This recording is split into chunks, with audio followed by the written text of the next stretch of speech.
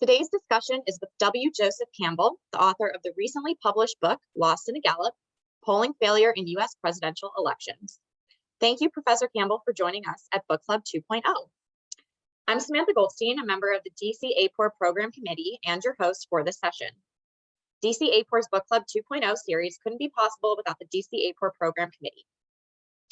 If this is your first time coming to to Book Club 2.0, welcome.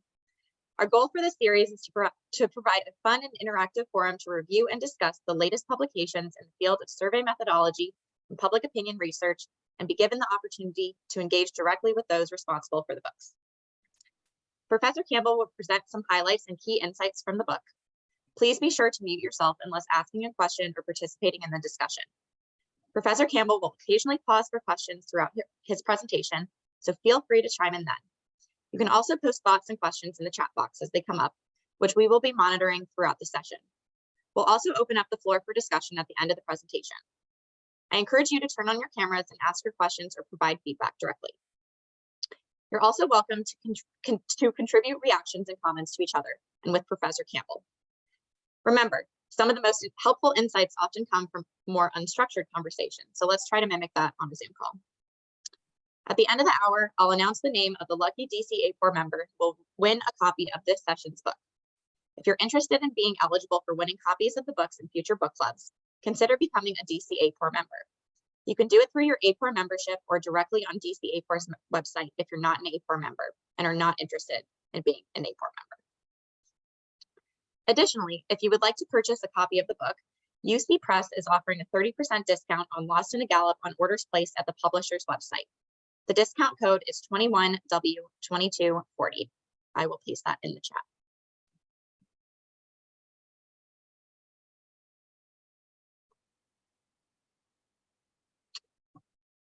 If I can find the chat. Okay, it is now my pleasure to introduce our speaker. W. Joseph Campbell is an author, educator, historian, media critic, and blogger. He has written 7 solo authored books, the most recent of which, Lost in a Gallup, 2020, is a narrative study of prominent polling failure in U.S. presidential elections. Professor Campbell's work also includes 2 editions of the award-winning media myth-busting book, Getting It Wrong, as well as the well-received year study, 1995, the year the future began. Professor Campbell joined the faculty at American University in 1997, shortly after completing his doctorate in mass communication at the University of North Carolina at Chapel Hill. While at Chapel Hill, Professor Campbell occasionally participated as an interviewer for the now defunct Carolina Poll. Before then, he was a professional journalist in a 20-year professional career that took him across North America to Europe, West Africa, and parts of Asia. Over to you, Professor Campbell. Thank you very much, Samantha. I appreciate the introduction, and I appreciate the invitation that you and Martha McRoy extended to speak to DC-AAPOR to the Book Club 2.0. It's a real pleasure and a real privilege, and look forward to a lively conversation about a provocative book. So let's get going. The book, as Samantha mentioned, was published in 2020 by University of California Press, and the press is offering a 30% discount, and I'll give you the code later on. Again, it's in the chat. The book is a narrative treatment about major polling misfires in presidential elections in the United States since 1936. And it's not a book that is steeped in methodology. It is not a data-heavy book. It's not a poll-bashing book. And it's not a rehash. There's fresh content throughout.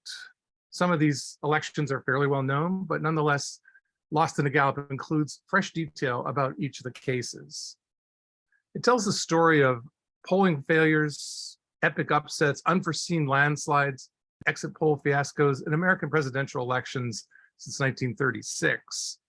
And it has a pronounced media component as well, emphasizing that polling failure tends to give rise to journalistic failure, in that the polls in presidential elections do help set the media narrative about national elections. So inevitably, when this happens, when polls misfire, narratives, journalistic narratives, media narratives about the election often are in error as well. And the book is aligned with a new candor or new frankness about the shortcomings of election polling.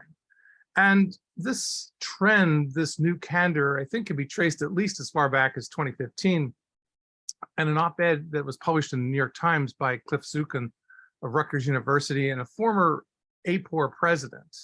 And in the op-ed, he wrote that we are less sure now how to conduct good survey research than we were 4 years ago, and much less than 8 years ago. And his op-ed was titled provocatively, "What's the Matter with Polls?" And this new candor or frankness is also apparent in the two most recent AAPOR reports about presidential elections and the polling in presidential elections, the polling surprises in presidential elections in 2016 and in 2020, especially in 2020. That report was very candid, I thought.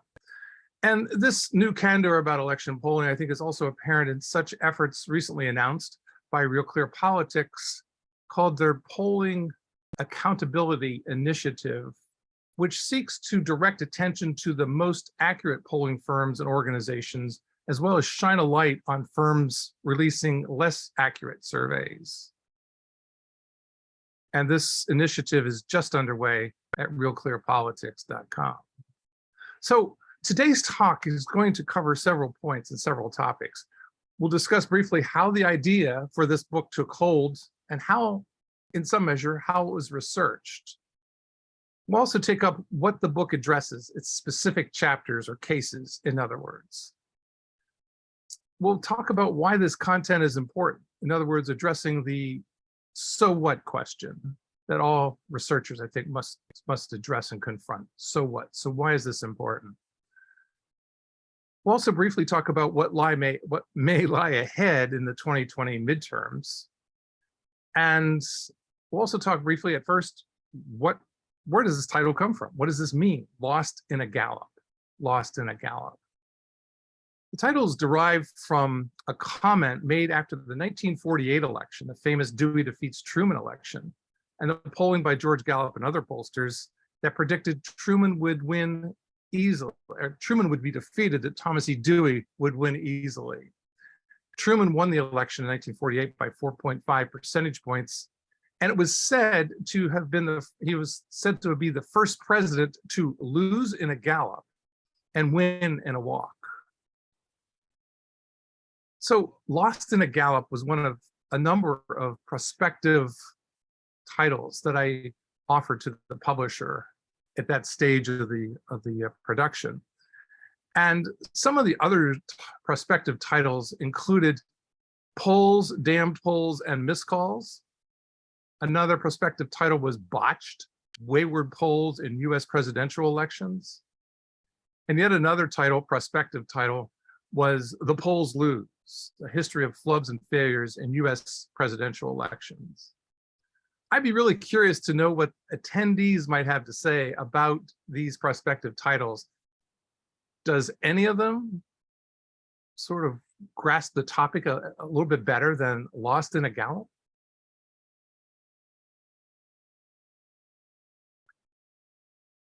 Anyone have a thought or two or suggestion, comment about whether one of these other titles might have been a better choice? This is Zoe Paget. I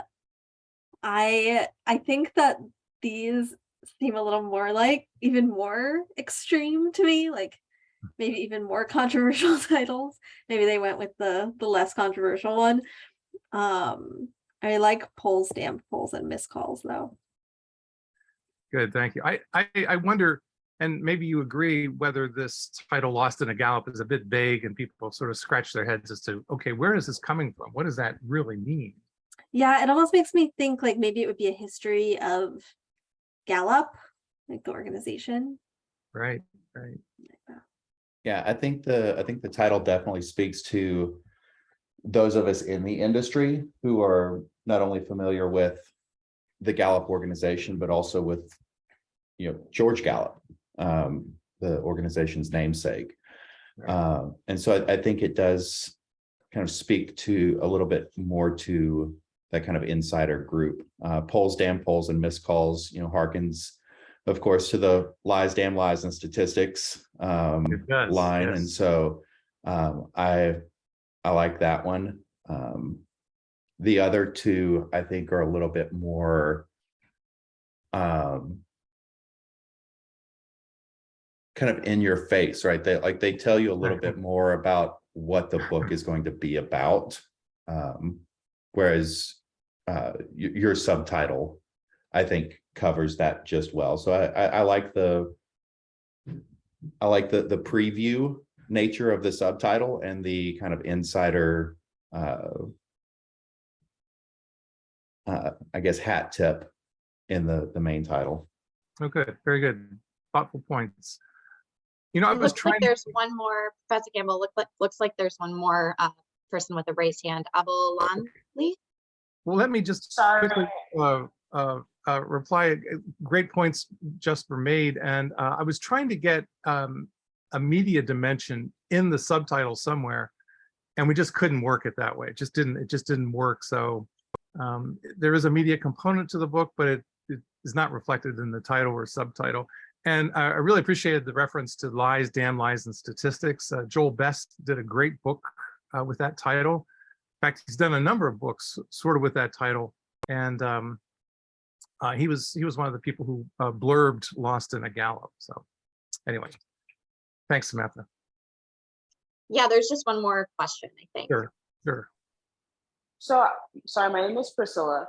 So I think it depends on what you're trying to do, because I feel like polling experts are going to know who Gallup is, because he's a very popular person in the polling world or polling industry.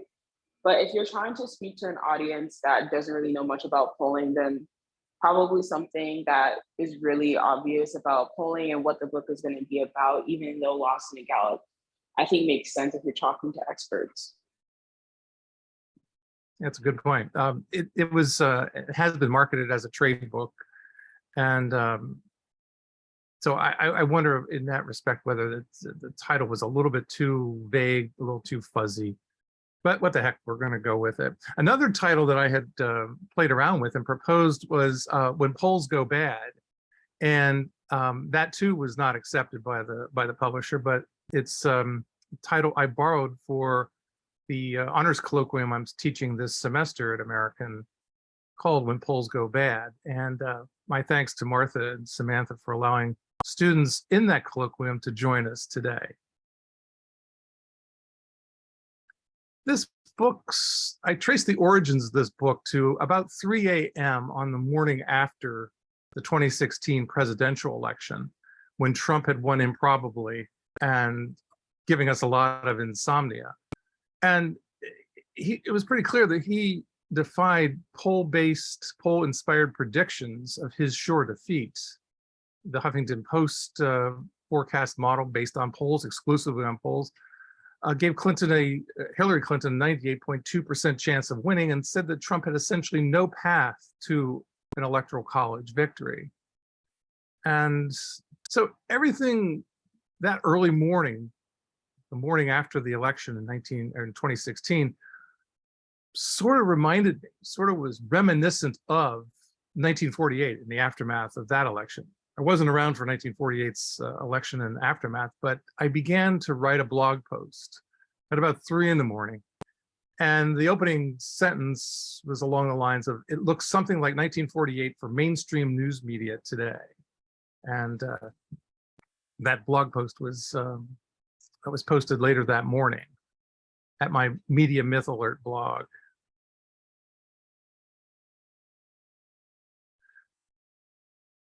And as I started thinking about this next book project, which became Lost in a Gallup, at first I was thinking, maybe I should focus on the 1936 Literary Digest polling failure and kind of keep it focused on that news magazine and the emergence of quasi-scientific polling by George Gallup, Elmo Roper, Archibald Crossley, and really zero in on that election and that polling failure in that time frame.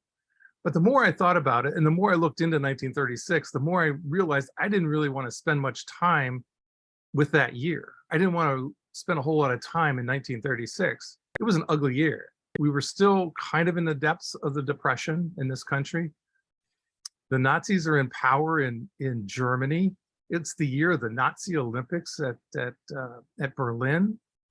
And in the United States, there are all kinds of demagogues that have taken hold and are really sort of dominating in some respects the landscape, the social, even political landscape of 1936. So it's an important year, but I don't know. I didn't want to spend a whole lot of time. I didn't want to spend the years that it would take to do a book focused on 1936. And plus, it became pretty clear that a broader focus was going to be essential for a book treatment, a book-length treatment of this topic. And what was really key in getting this from idea to manuscript, completed manuscript, was a sabbatical leave I had on schedule in the spring semester of 2018. And that and a few small faculty research grants allowed me to travel extensively, especially to archival collections in the Northeast and Midwest. The book is not exclusively based on archival research, but there's a good deal of archival research represented in the book. And these research visits included the papers of the Gallup organization at the University of Iowa. And I spent a number of days there going through those papers, not all of which are well cataloged or well processed. So there's a lot of stuff that's just thrown into boxes and really haven't been looked at in great detail. But that was a good source. It was really a very good source. Another source, really very helpful source, was the time I spent at the Truman Presidential Library in Independence, Missouri. I also spent time at the Eisenhower Presidential Library in Kansas and at the FDR, the Franklin Roosevelt Presidential Library in upstate New York. And I also consulted collections at Princeton University in Topeka, Kansas, at the Kansas State Historical Society, as well as Chapel Hill, my alma mater for my PhD. What really was an archival goldmine, though, was the collections at the University of Connecticut in stores. And there at the Thomas Dodd Research Center are collections of papers of Elmo Roper, Archibald Crossley, and Warren Matofsky of CBS News. And those were really, really valuable sources. And in the process of researching the book and combing through archival collections, I came across a number of unexpected sources or resources. There was in the Gallup organization papers, the beginnings, maybe a sample chapter and an outline and an author's proposal of an authorized biography of George Gallup, a biography that was never completed, one that was abandoned by the author. What was also very interesting were the interview notes that accompanied this collection of the would-be biography of George Gallup. And those interview notes were quite interesting. It wasn't an extensive amount of collection. The author didn't get much beyond the sample chapter and proposal, but she had done some industrious work beforehand, industrious research that was very helpful. Also intriguing was an intriguing find during the research was the audio of the Meet the Press session that George Gallup had immediately after, about 10 days after the 1948 election. And this audio we retrieved from the Library of Congress. And it shows a George Gallup who was very combative in the aftermath of this 1948 failed polling election. And he's asked at one point early on in the Meet the Press interview, well, so are you going to give up polling, Mr. Gallup? And he says, not at all. Why should I? So there's this little edginess to his appearance on Meet the Press that day, which was quite revealing, I thought. Another good find during the research were the 4x6 index cards that Elmo Roper had prepared for speeches that he gave during the 1948 election campaign, when he said early on that Thomas E. Dewey is as good as elected. And also in the Elmo Roper papers at University of Connecticut at stores were the grades that Elmo Roper's son Burns received at Yale University during his freshman year in like 1941, 1942. And so that's always a neat little bit of insight. And then I also came across a reference that I was completely unaware of to a German newspaper, which on the day after the 1948 election proclaimed that Thomas E. Dewey had been elected US president. And this was the Merkur newspaper in Munich that led its front page, bannered across its front page, the proclamation, the erroneous proclamation that Dewey had won and was the American next president. So these are some of the unexpected finds in the process of research. Research always produces some telling moments, some aha comments or quotations, and I'd like to share a few of them with you. In 1952, George Gallup was quoted as saying, "The only crime in this business is to be on the wrong side of a prediction." Rich Morin, formerly the polling director at the Washington Post, said in 1996, after kind of a surprising outcome in which Bill Clinton won re-election pretty easily, but not by the margins that polls had generally anticipated. Morin said that, well, in polling, getting it right is the best revenge. Another good comment was that of Andrew Kohut, former AAPOR president. In fact, during his presidential speech in 1995, Kohut said that polls get plenty of respect, but they get very little attention. I'm sorry, I messed that quote. Polls get plenty of respect, but they get very little affection. Very curious to know what attendees would have to say about that comment 27 years ago by Andrew Kohut.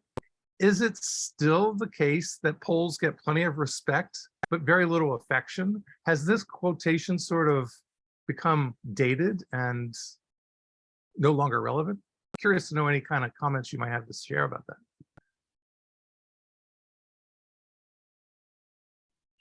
Like Angelo DePepe is raising their hand, and Chandler Eby.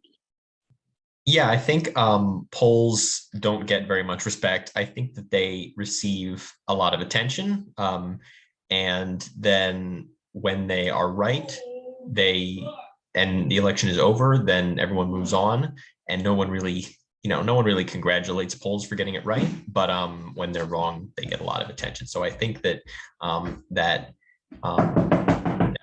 has definitely become outdated. Okay. Thank you. Chandler? I think maybe that polls they don't get a lot of affection on maybe the Republican side, but I think for journalism as an establishment, I think that they do get a lot of affection, even if it's not outwardly, because so many journalists rely on polls for their stories. They take polls and then they create a narrative. And so it's like, journalists can be like, oh, polls are so blah, we like shoe leather journalism or whatever. But like, the truth is they rely on them a lot for their stories. So I would definitely say that they still get a lot of affection. And perhaps respect too, at least if they're so reliant on polls. Gabrielle? Hello. I think another thing is the very notable quote from 1952, "The only crime in this business is to be on the wrong side of a prediction."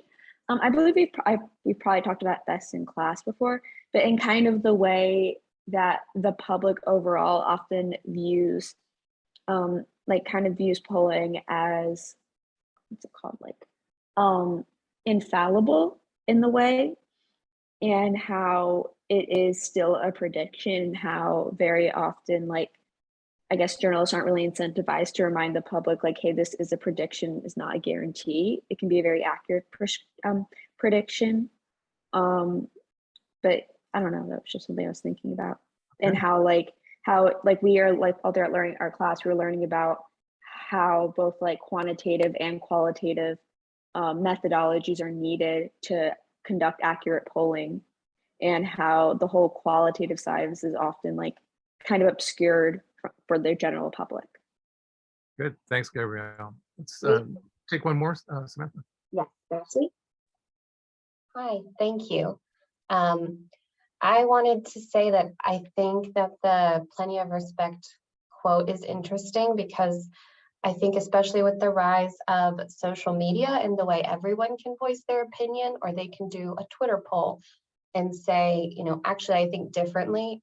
It's just completely changed the landscape from when you read a poll in the newspaper in the 80s or before. You saw it on the news and you were like, wow, that's what people really think, and didn't have necessarily another avenue besides your social network to find out if that was true or not. Now it's much easier to point a finger and say, actually, no.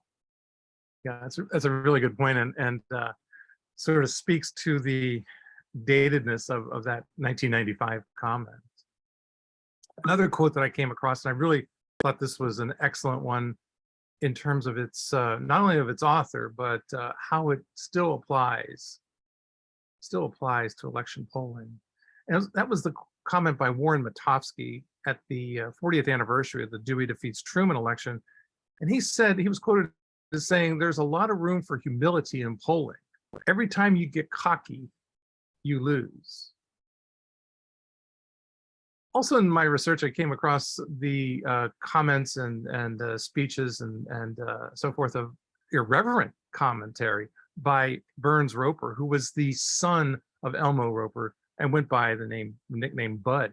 And he was quoted in the Wall Street Journal as saying in the 1950s, I guess the main reason we do these election polls at all is to prove that we're not cowardly. And he also later said that that opinion research is half art and half science. He said, I would say that a good deal more than half is art and corresponding less than half is science. And Bud Roper also said during his, I think it was his presidential speech at AAPOR in 1984, our polling techniques have gotten more and more sophisticated, yet we seem to be missing more and more elections. And I share these because they bespeak a certain irreverence that Burns Roper projected, and probably we should see more of this kind of irreverence today in opinion research. But back to Matofsky's comment for a moment. Every time you get cocky, you lose. I really think that does tell us a lot. And poll-inspired cockiness does tend to be a recurring affliction. And that's a point I make in the book. And one example I cite is that of Will Southtan of Slate.com, who wrote in September of 2000, mid-September 2000, that Bush is toast. And he said, now, he wrote in his commentary, now that Al Gore has passed Bush in the polls, the race is over. Declaring in mid-September 2000, the race is over. He further wrote about Bush, stick a fork in him, he's done. And that to me really evoked Elmo Roper's column in September of 1948, in which he said Thomas E. Dewey is almost as good as elected. And he also said in that column, as of September 9th, the publication date of the syndicated column, my whole inclination is to predict the election of Thomas E. Dewey by a heavy margin and devote my time and attention to other things. Elmo Roper was getting exasperated by election polling. He thought that after having conducted 3 pretty good polls in the previous presidential elections, all of which Franklin Roosevelt had won, he thought that polling had very little more to demonstrate. And he also believed that campaigns really didn't change minds very much. It was just a lot of noise and not very useful. And poll-inspired cockiness was apparent in 2016 in the presidential election between Hillary Clinton and Donald Trump. And one of those manifestations was that of Samuel Wang, who is a neuroscientist who runs the Princeton Election Consortium. It's a poll-based analysis site, and he projected that Hillary Clinton would win, that she had a 99% chance of winning. And to top it off, he vowed to eat a bug on television should Donald Trump win more than 240 electoral votes. Trump did, of course, and Wang fulfilled his pledge on CNN a few days after the election. And if technology allows us, we'll take a look at that clip.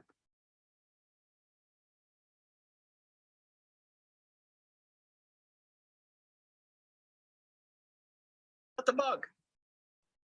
Can you see this? Yes. This is a can of gourmet Campbell? Snickers.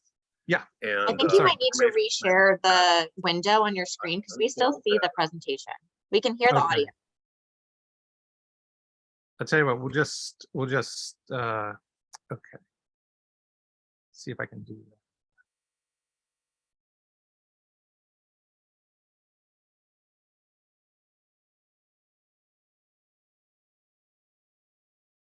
That works. Oh, Okay. Thanks, Samantha. I'll start it over. okay.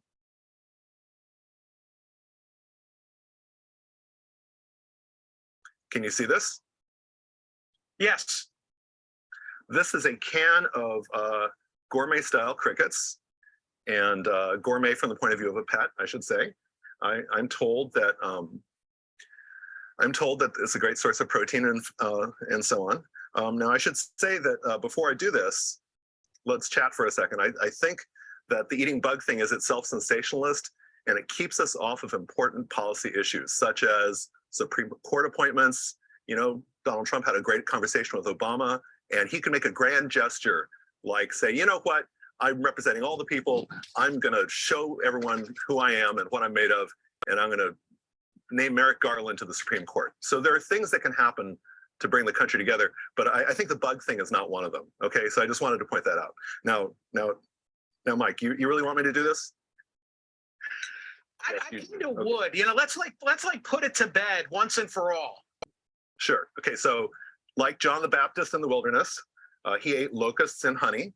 And so I regard myself as being in the wilderness a little bit because after all, I was wrong. A lot of people were wrong, but nobody else made the promise I did. And I'm hoping that we can get back to data and thinking thoughtfully about policy and issues. And having said that, and saying a good morning to everyone out there on both sides. See this? Here it goes. Okay. You're a man of your word, Dr. Wong. I appreciate that. How was it, by the way? Kind of mostly honeyish, a little nutty, but you know, if it's good enough for a snake. You delivered, okay? You're a man of your word.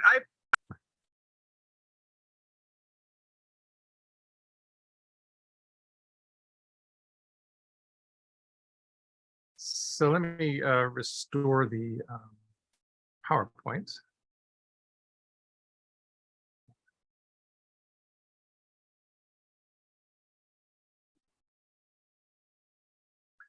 So poll-inspired cockiness was a feature of the 2016 election, as we saw in that video clip.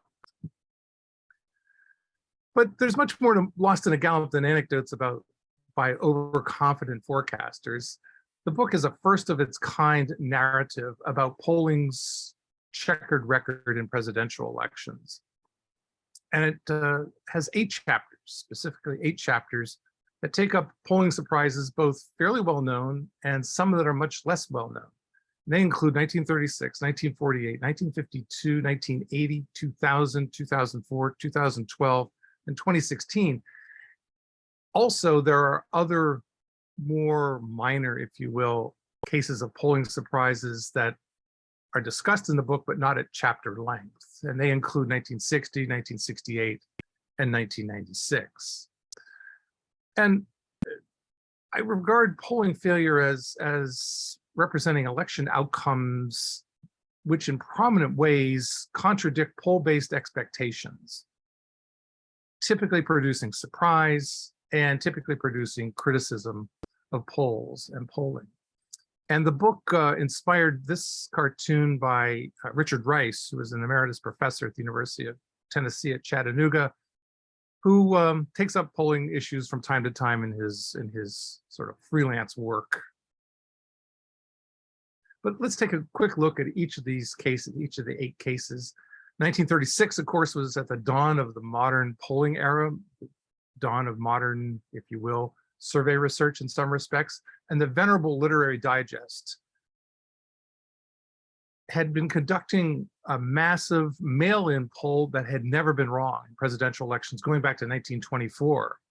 And in 1936, on the basis of a huge sample, about 2.3 million returns of 10 million postcard ballots that it sent out, it forecast a comfortable victory for Kansas Governor Alf Landon. that Franklin Roosevelt would be dislodged from office. In fact, FDR swept to victory in one of the most lopsided elections in US presidential history. And that was the year, 1936 was the year when Gallup, Roper, and Archibald Crossley began their quasi-scientific election polls. And they all outperformed the Literary Digest, which never again polled, not necessarily because of its polling embarrassment in 1936, but because it was just in rough financial shape and was losing the news magazine business to the likes of Time magazine, then an upstart new publication. 1948 is also a chapter, and this was a humiliation for Gallup and Roper and Crossley. Their respective polls all pointed to a fairly comfortable victory for Thomas E. Dewey. None of that happened.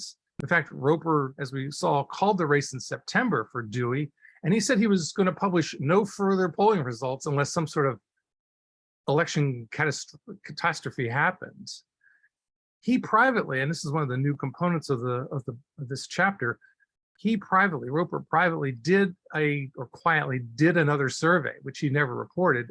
And he did this at the end of October of 1948, and it still showed Dewey ahead very comfortably. So he decided not to publish the results because it didn't show much change in the election. Also in the book is a look at 1952, when pollsters were very, very wary because they were mindful of the excruciating humiliation that they had 4 years earlier in the Dewey defeats Truman election. In the first Eisenhower-Stevenson election, they were very, very cautious. And at the end of the race, they said, well, either candidate could win. It looks like Eisenhower's slightly ahead, but Stevenson, if he gets a good turnout and the undecideds break in his favor, could win the election.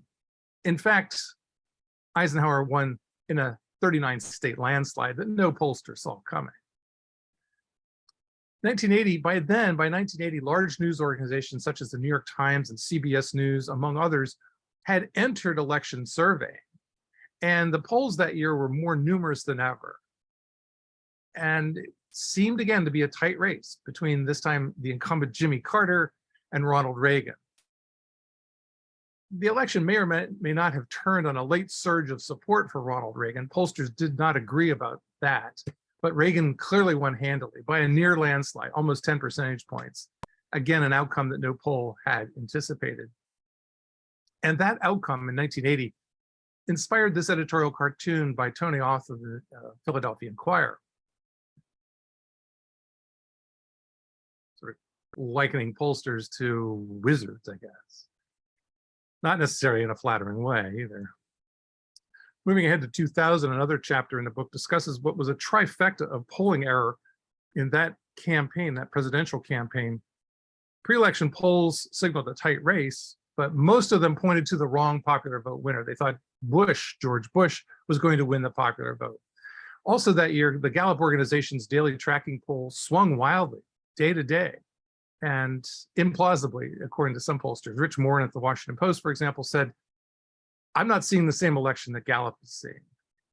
Also, during that election, exit polls in Florida, where the election turned and pivoted, erroneously pegged Al Gore to win that state and thus victory in the presidential election that year.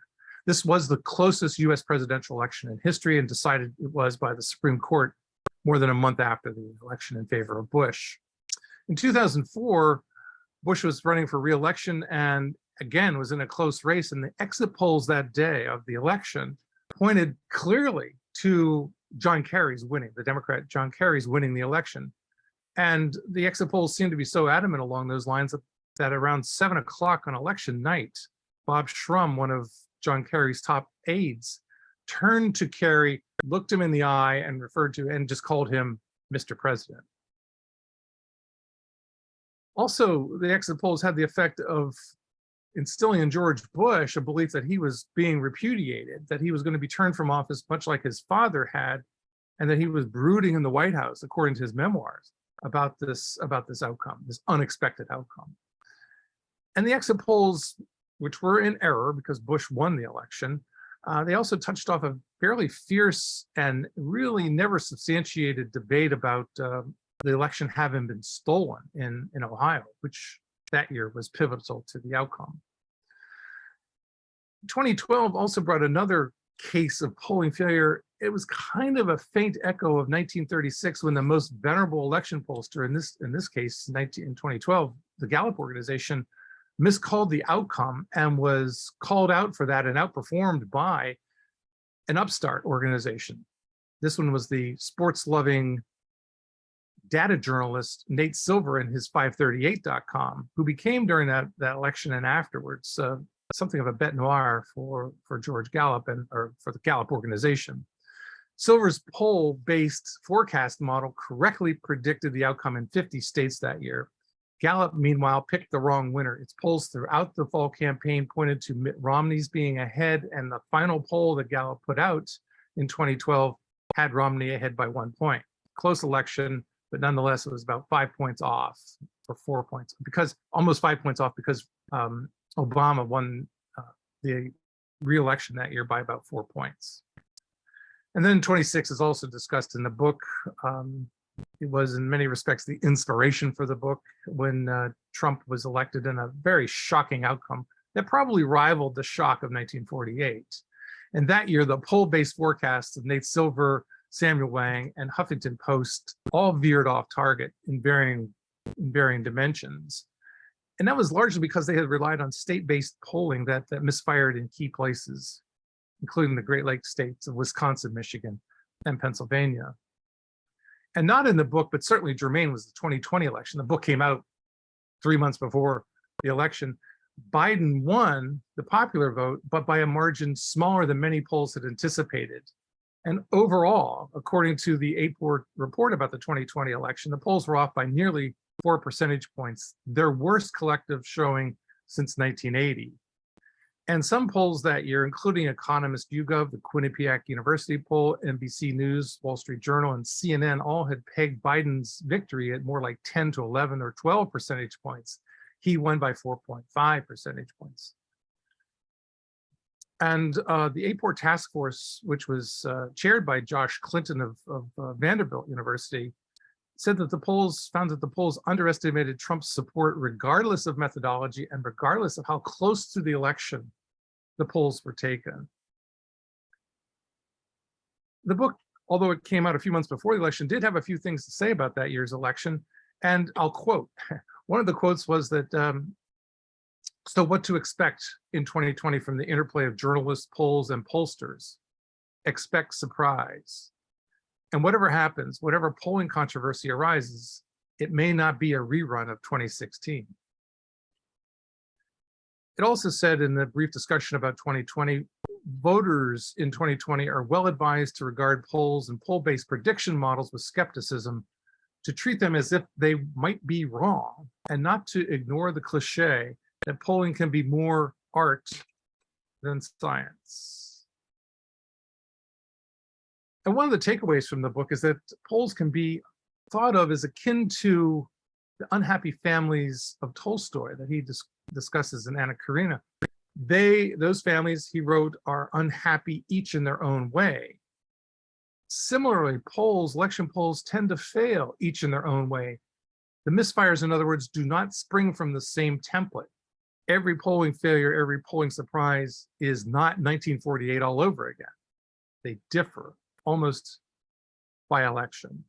It's not to say the polls always fail, but when they do, it tends to be from a different source. They spring from different sources and they err each in their own way.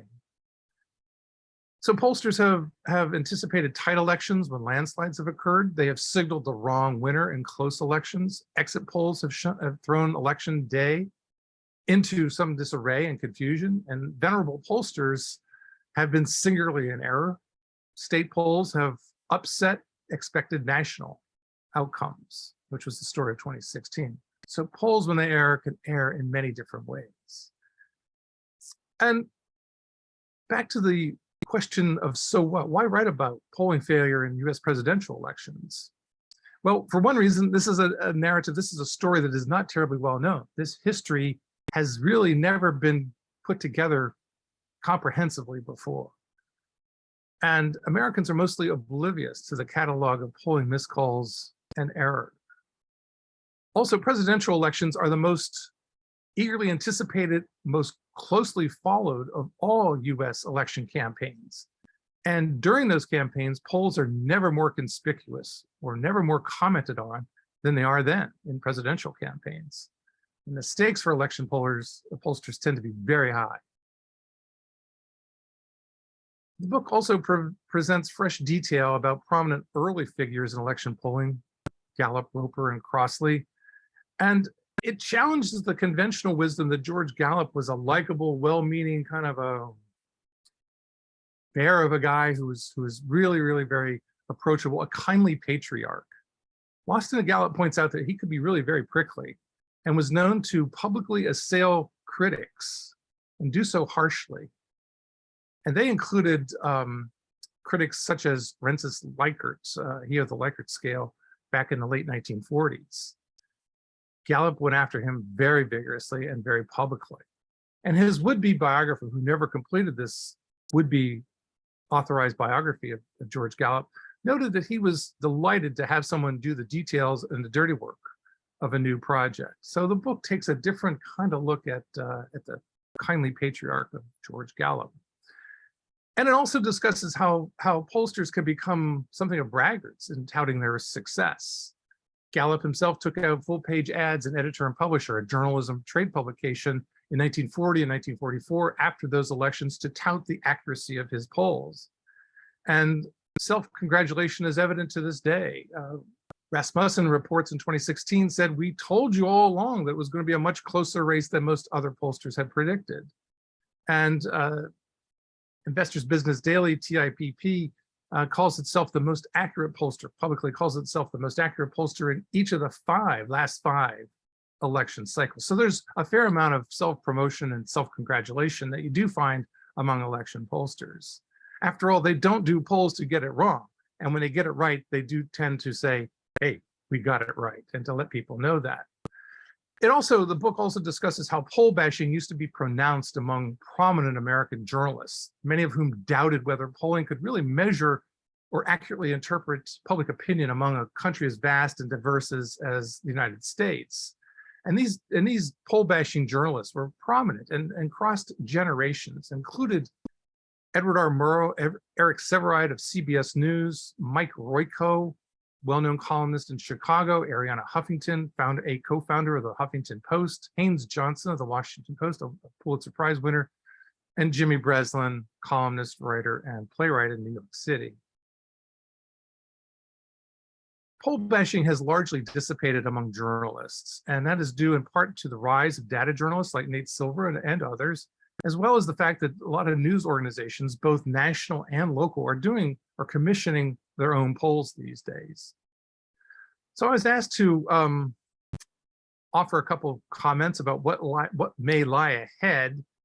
And it's important to keep in mind that there's an awful lot of experimentation in the field of survey research. I'm very impressed by the variety of research that's being done into trying to find the best ways to get to would-be respondents and to get their opinions. And this tendency has only deepened since 2020. And what is called methodological diversity, or blending of polling techniques, has become pretty commonplace among pollsters. And that's very impressive. Nonetheless, will polls produce surprises in the 2022 midterms? My guess is yes, probably will. And where, you might ask? Well, maybe in Senate races such as Colorado, Pennsylvania, or Georgia, or Iowa, where the highly respected Iowa poll just this week came out with a result that shows that Senator Grassley is only 3 points ahead in his reelection in Iowa. So that might be an outcome to watch. Also, what lies ahead, it's dismaying how often news accounts are inclined to announce the end of polling or say polling is in an existential crisis. We heard a lot of that in the aftermath of the 2016 and the 2020 elections, that polling was doomed. I don't think so. I think that's highly unlikely. It's not going to disintegrate election polling is not going to die away. One reason for that is the pedigree is so extensive. It goes back to 1824 with proto straw polls that newspapers had conducted in Pennsylvania and North Carolina that year. 1824 is a long time. That's a lot of history. And if election polling survived 1948, even 2016, it's going to live on no matter what 2022 or even 2024 might deliver. After all, there is a demand for the hard, cold data that election polls produce, even if it is an illusion of precision. So in closing, what was that discount code again? 21W2240, and you can order the book through the University of California Press website. That's the URL, and perhaps we could share that in the chat. But thank you for your attention. I welcome comments and questions. I did reserve a bit of time for that, and look forward to those questions or comments that you may have. Thank you so much, Professor Campbell.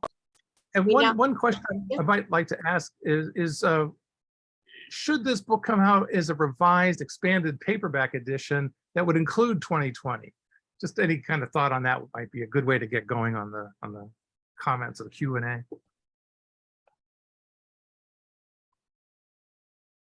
So I'll Gabrielle jump says in yes there. in the chat. Oh, go ahead, Matt. Yeah, thank you so much. And my answer is also yes. It's a great book. I think you're exactly right that I learned a bunch about the kind of this history of polling college. One thing that I wanted to ask you about and get your thoughts on is, so you talk a lot about especially in the 2016 results, you talk a lot about what the media did wrong and all the critics that kind of spoke about that. And my question is, I totally get the argument that obviously they should have paid more attention to the concerns of the Trump voters, right? But I don't get the point that I would be curious to see what you think they should have done wrong, given that all the polling that they were looking at was wrong. I think like Nate Silver's quoted saying like Clinton had a poor standing in the Midwest, and like she was doing well in Ohio, and she was like the only thing that was not going well for her in the Midwest was that late poll in Michigan. So I think it's fair to kind of discuss the kind of the qualitative things and the shoe leather films and that they should have done differently. But in terms of looking at the polls and reporting on those, I don't know. I'd be curious to think what they should have done different. Well, one thing I think the polls might have done better in 2016 was to continue polling. And it's easier said than done, I'll grant you that, because polling is hard and it is expensive.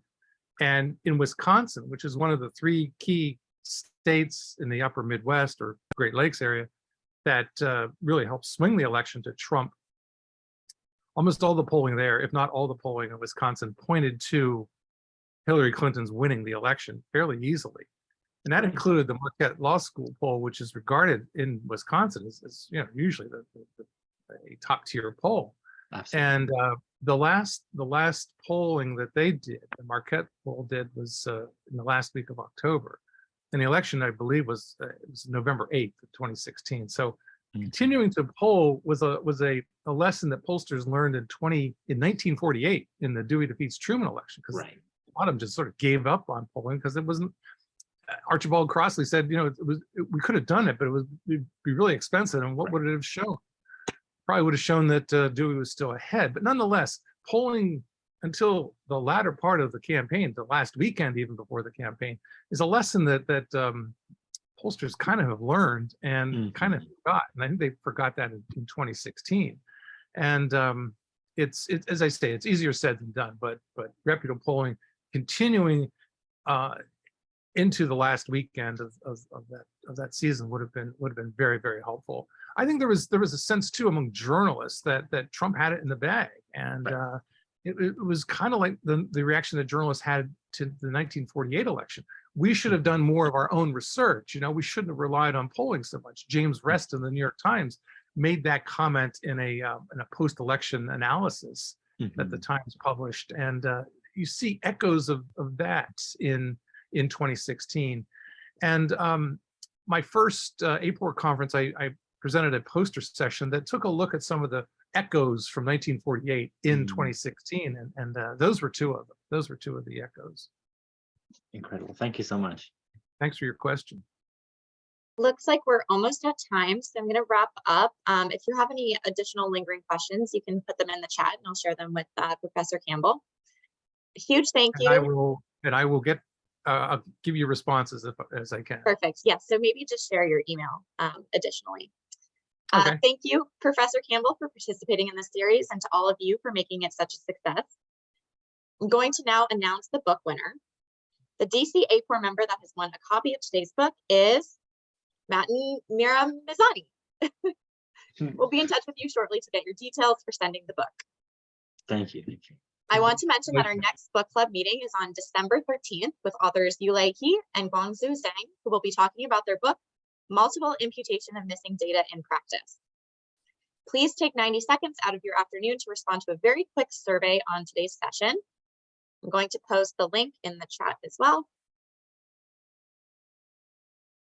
Thank you, everyone. Have such a great day. And thank you, Professor Campbell, very much. Thank you, Samantha, and thank you to DC-AAPOR for the invitation. Thank you to Martha as well. Much appreciated.